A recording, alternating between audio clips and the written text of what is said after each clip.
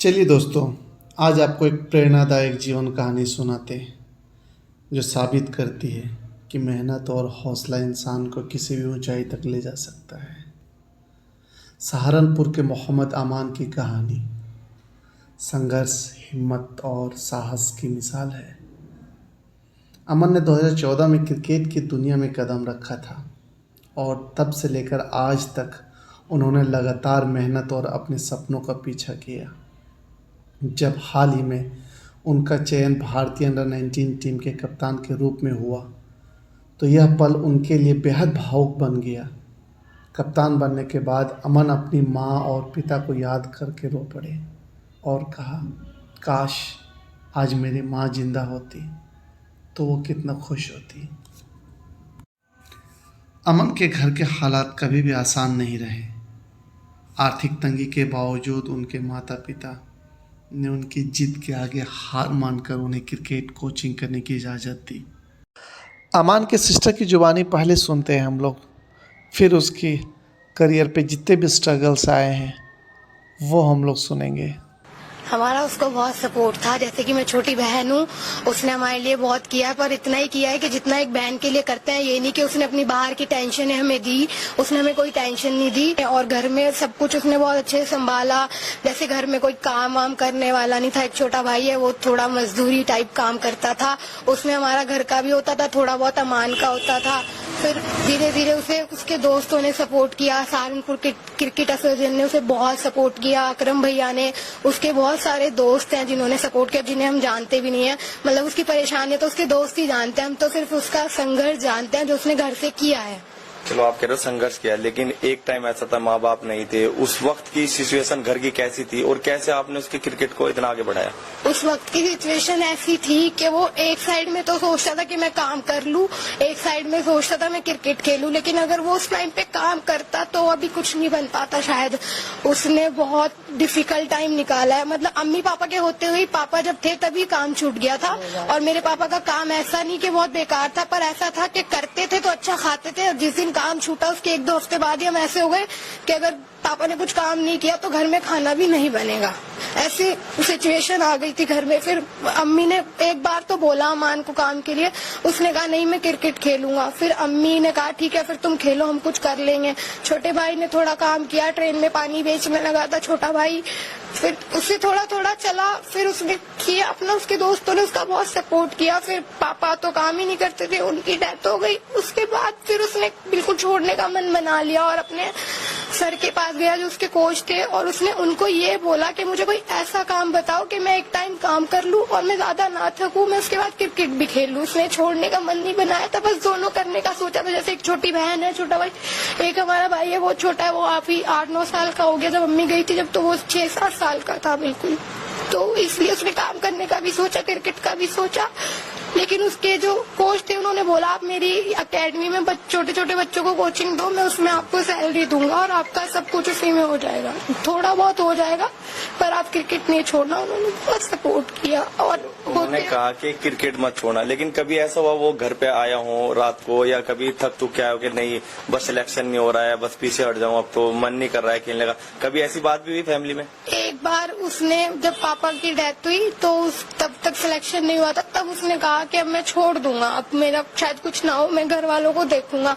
लेकिन जैसे पापा की डेथ हुई उसके 1 हफ्ते बाद ही उसका अंडर-19 में सिलेक्शन हुआ। फिर उसकी थोड़ी सी ये हुआ कि नहीं मैं कुछ बन सकता हूँ, अपने घर वालों को बहुत प्राउड फील करा सकता हूँ जो कि उसने कराया है।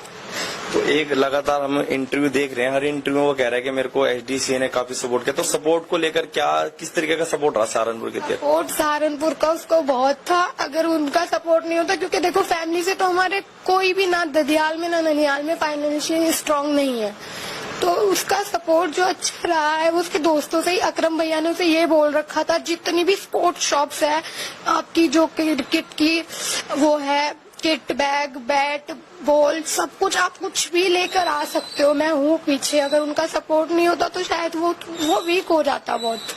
तो अभी बात भी हो रही होगी फोन वोन पे, तो क्या कुछ बातें हो रही हैं, क्या कुछ बता रहे हैं कि खुशी है, वहाँ पे क्या माहौल है? बहुत खुशी का माहौल है। बोल रहा था वो, अकरम भैया ने भी उसे बहुत सपोर्ट किया, बहुत बधाइयाँ दी। और उसके बहुत दोस्त हैं, आफ्ताब भाई हैं और सहारनपुर क्रिकेट एसोसिएशन, और उसके जो वो है कोच, वो भी बहुत खुश है। अभी उनको बहुत प्राउड फील हो रहा होगा, हाँ अमान उनकी अकेडमी से निकल के यहाँ तक पहुँचा है।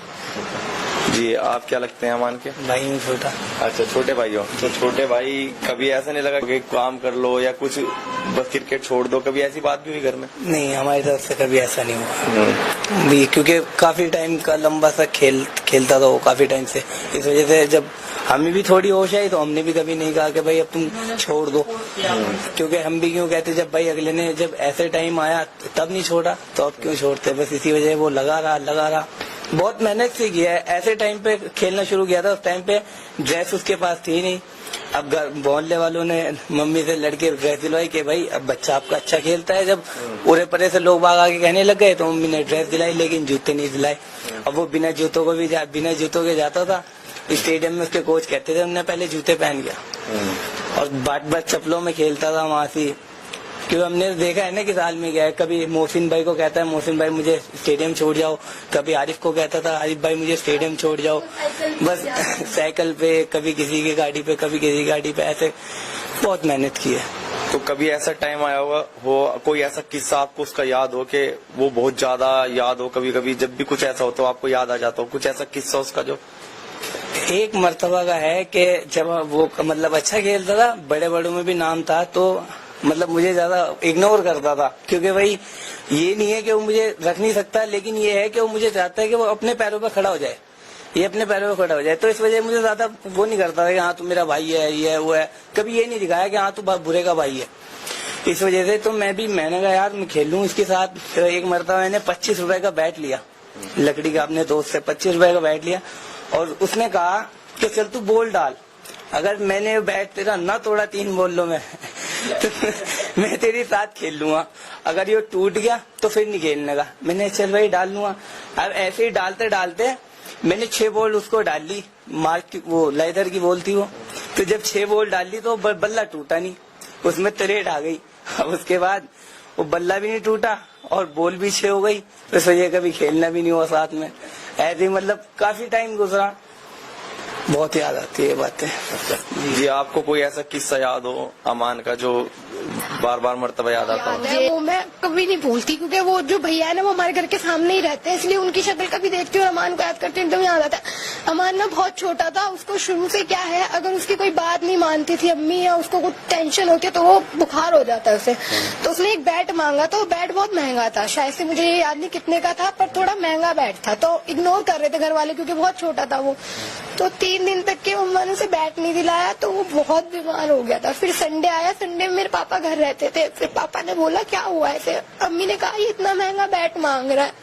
मैंने कहा कोई बात नहीं, चलो दिला दो संडे में, तो क्योंकि हम सबको पॉकेट मनी मिलती थी 100-50 रुपए, पापा क्योंकि संडे में ही रहते थे तो दे देते। पापा ने कोई बात नहीं दिला दो बैट, अगर बीमार है तो वो बैट जब बुलाया था तब से उसने खेलना अच्छे से स्टार्ट किया था। वो बाद में कभी नहीं भूलती कि वो बैट के लिए बीमार हो गया था। तो रख रखा है उस बैट को आज भी? हाँ, अमान के पास होगा वो पक्का। चलो कोई नहीं, खैर अब तो बुलंदियां छू ले, अब तो खुशी का माहौल है घर। खुशी है, बस यही दुख है कि अम्मी पापा नहीं है और उसने इतना किया है, बहुत मुसीबत है। अभी कुछ टाइम पहले तो वो अकेडमी में बेहोश हो गया था, फिर यहाँ से लड़के गए और फिर उसे आफ्ताब भाई के हॉस्पिटल में एडमिट कराया था। कभी माँ बाप ने भी कभी ऐसा कहा से कि भाई एक दिन हमारा नाम रोशन करेगा, इंडिया के लिए खेलेगा? कभी उसने खुद से भी कहा था कि नहीं आपका नाम रोशन करूंगा इंडिया के लिए? हाँ, मेरी मम्मा कभी उसके अखबार में फोटो आती थी ना, उसको कटिंग करके अपने बैग में रख लेती थी और सबको दिखाती थी, कहती थी कि हाँ एक दिन और अच्छा भी टाइम आएगा। पापा भी रखते थे उसकी अखबार में फोटो की कटिंग, बहुत छोटी सी फोटो होती थी वो। पूरा करने के लिए दिन रात मेहनत की। अमन आज भी वह दिन याद करते हैं जब उनकी माँ ने बड़ी मुश्किलों से 1100 रुपये जुटाकर उन्हें एक बल्ला दिलाया था। उस वक्त उनका परिवार आर्थिक संकट से जूझ रहा था, लेकिन माँ ने अपने बेटे के सपने को मरने नहीं दिया। 2020 में जब कोविड महामारी ने दस्तक दी, उसी दौरान अमन की माँ का निधन हो गया। यह अमन के लिए एक बहुत बड़ा झटका था। सिर्फ माँ ही नहीं दोस्तों, 2022 में उनके पिता का भी देहांत हो गया और उनके ऊपर अपने 3 छोटे भाई बहनों की जिम्मेदारियां भी आ गई। इन कठिनाइयों के बावजूद अमान ने हार नहीं मानी और अपने क्रिकेट करियर को जारी रखा। जब अमान का चयन भारतीय अंडर-19 क्रिकेट टीम के कप्तान के रूप में हुआ तो उन्होंने कहा, आज मेरे पास महंगा से महंगा बल्ला तो है मेरे किट में, लेकिन मेरे माता पिता मेरे साथ नहीं है। कितने दुख की बात है। अमान की कप्तान समित द्रविड़ भी खेलेंगे। यह उनके लिए एक बड़ा सम्मान और अवसर है।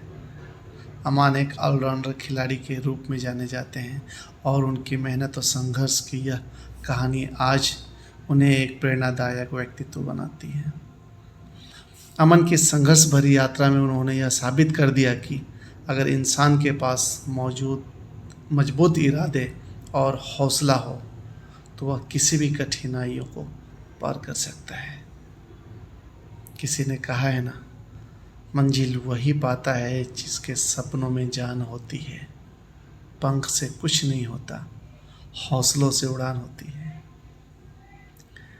इन्हीं उनकी इस कहानी से हमें यह सीखने को मिलता है कि चाहे कितनी भी चुनौतियां क्यों ना आए, अगर इरादे मजबूत हो तो इंसान दुनिया में अपनी पहचान बना सकता है। सहारनपुर का यह बेटा आज भारतीय क्रिकेट को नई ऊंचाइयों पर ले जाने के लिए तैयार है और हमें पूरा विश्वास है कि अमान एक दिन भारतीय सीनियर क्रिकेट टीम का हिस्सा बनकर पूरी दुनिया में अपनी प्रतिभा का लोहा मनवाएगा। तो दोस्तों, अगर आपको यह कहानी प्रेरणादायक